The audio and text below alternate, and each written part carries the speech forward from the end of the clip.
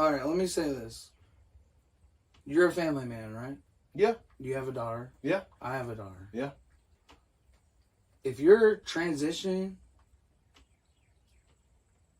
and my daughter walks in the bathroom, a public restroom, yeah, and somebody transitioning walks out, yeah, I have every right to scold you, to figure out what the fuck you're doing, because that's my child.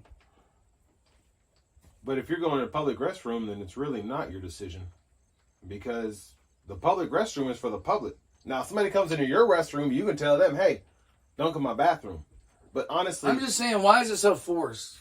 I think why should I have it's to hypocritical of a lot of Americans. In the deep South, why should I have to accept that? It's hypocritical of a lot of Americans. Keep it in California, no, because all of this stuff was stolen anyway from people who have no right to it. There are people selling land out here for $1 million, 2 or 3 acres that they bought for 10 cents because they stole it from some Native Americans, or they just came and took it like it didn't belong to anybody else. Yeah, so I think that's a lot of nerve. If a trans person wants to come in the bathroom, I can tell my daughter, hey, we're leaving. Yeah.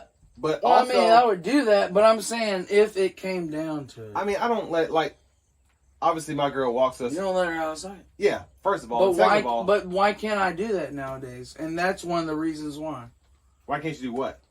Kids are getting kidnapped all the time. They're doing that anyways. It wasn't from trans people. I'm not. People been kidnapping other kids for freaking. Well, I'm talking about the illegals as well, but yeah. But I just think everybody just keeps everything like, you want to talk about being in a bubble. Everybody's always talking about being in their bubble.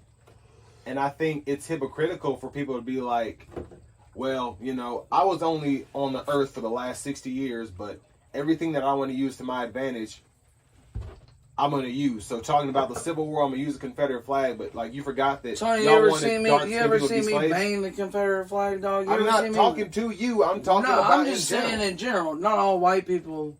Nobody thinks love that. the Confederate flag. Not everybody thinks that. I got into an argument one time at a halfway house with a dude that put a Confederate flag above his bed. Okay. Well, I'm just saying. I know a lot of people with Confederate flags. That doesn't bother me, but also. It didn't bother me until I had to, every time I was waking up. If you know the history of the Confederate flag, then it should basically be a slap in the face. That's like if I go around. But you gotta remember, you gotta think about this. It's also just history. But it's not.